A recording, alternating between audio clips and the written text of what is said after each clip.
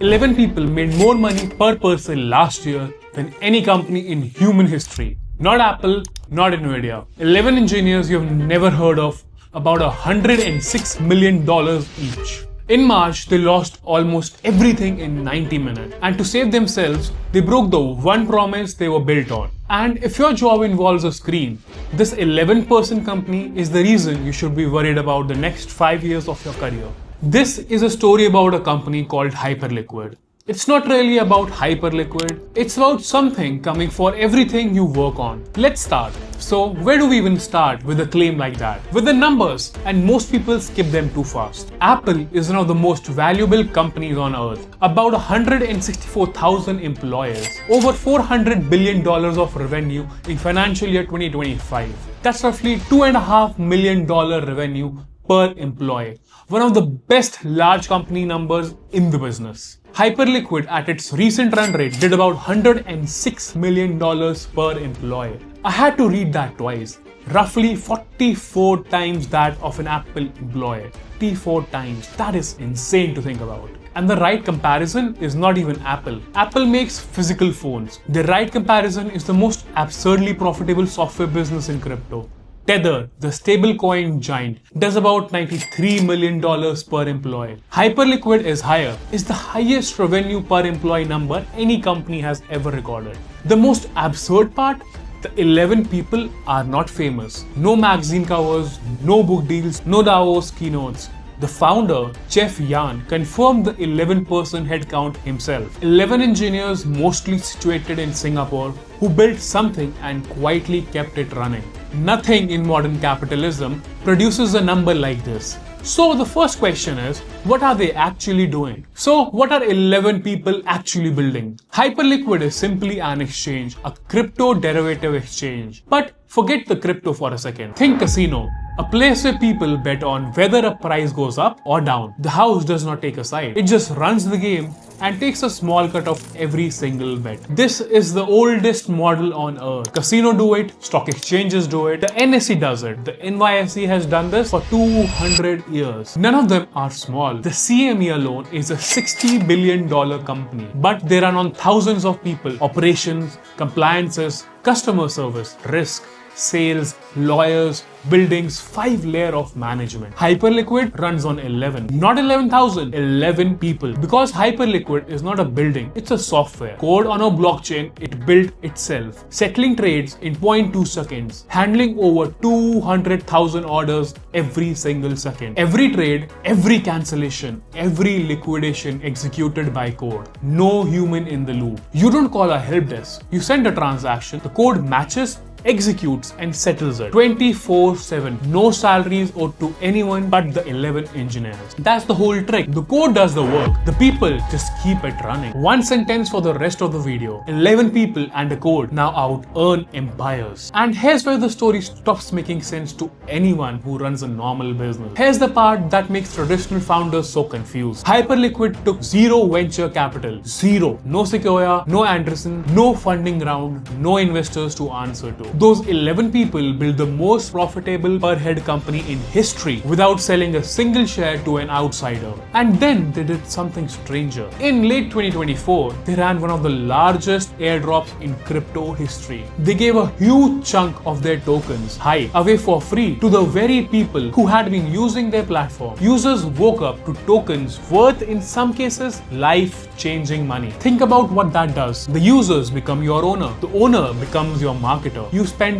nothing on advertising because everyone who got the airdrop now has a financial reason to sell it for free to everyone they know. It's the zero dhal lesson taken to an extreme. No ads, no funding, no marketing department. Just the product good enough that the users become the growth engine. 11 people, no marketing budget. The community did the rest. For about 90 minutes on the 26th of March 2025, all of this nearly vanished. A trader found a vulnerability in how Hyperliquid handled small token, especially one called Jelly, a meme coin worth about $10 million, very tiny and very illiquid. The kind of token nobody serious thinks about. He opened a massive short position, around $4.5 million, bigger than the token could comfortably handle. But the system let it through because it was built to be open. Then he did something clever. He pulled his own collateral, forcing Hyperliquid's automatic liquidation system to inherit the short. The platform's vault, holding about $290 million of the user money, was now stuck holding a giant short position on a meme coin. And then the trader went and bought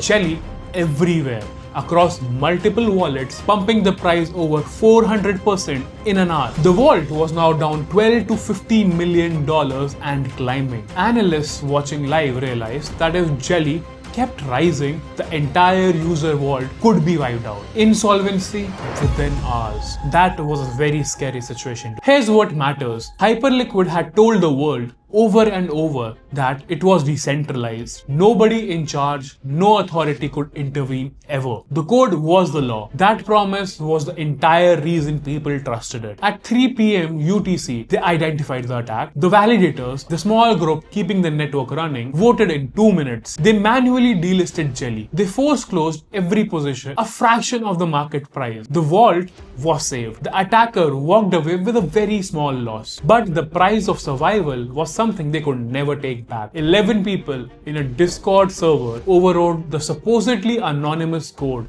that was the whole point of their existence. They broke their own promise. The one thing that made them special was that nobody could do exactly what they had just done. And every user has quietly wondered since. If they did it once, when the vault was about to drain, what else might they change? When's the next vote? Which rule you thought was protecting your money could be rewritten when 11 people decide it has to be? So why should you care about a crypto exchange you'll probably never use? You might think it's a crypto story, a niche exchange, not your problem. But it is, in a way you have not noticed. Forget Jelly.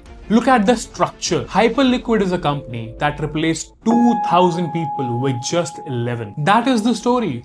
The work 2,000 exchange employees would have done, operations, compliances, support, risk, sales, marketing, is now done by code written once and maintained occasionally. 11 engineers capture all the value that 2,000 jobs would have made. And Hyperliquid is not the first. It is the latest in a line that keeps getting more extreme. WhatsApp was about 55 people when Facebook bought it for $19 billion. Instagram was 13 people when it was sold for $1 billion. Midjourney built a business worth hundreds of millions with a team that could fit in a classroom. Each one replaced what used to take thousands of employees because software scales to millions of users without scaling the headcount. This is happening across every white-collar industry right now. Not in 5 years, right now. If you're in marketing, someone's using AI to do what a 20-person department did with just 3 people. If you're in customer service, someone's replacing the call center with a model handling 10,000 queries in an hour. If you're in accounting,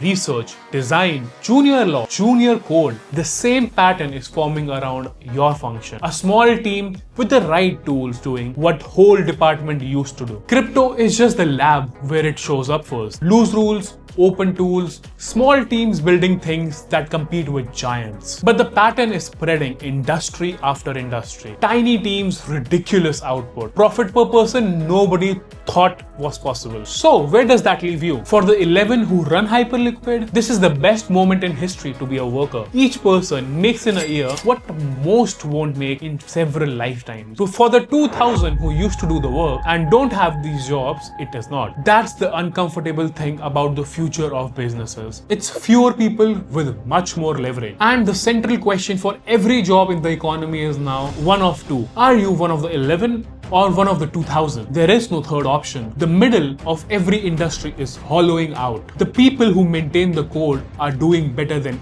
ever. The people whose work the code has replaced are looking for new careers. Here's what to do after this video. Look at your own job, honestly, the way you would have looked at someone else's. Not the title, what you actually do all day. Open a document, write down every task you did this week. Then ask, how much of this could a small team with the right tools automate? Most jobs are mixed. Some parts are deeply human. Judgment, taste, relationships, things code cannot do yet. Some are repetitive, enough that good software could do them faster and cheaper without complaining. The work that survives is the work that needs you specifically. The question is which one you spend most of your day on. And next time you hear a company just hired 1,000 people, don't assume it's strength. It might be growth. It might also mean it is about to be outcompeted by a team of 11 people you have never heard of. The 11 are not the story. The 2,000 who are not there anymore are the story. See you in the next one.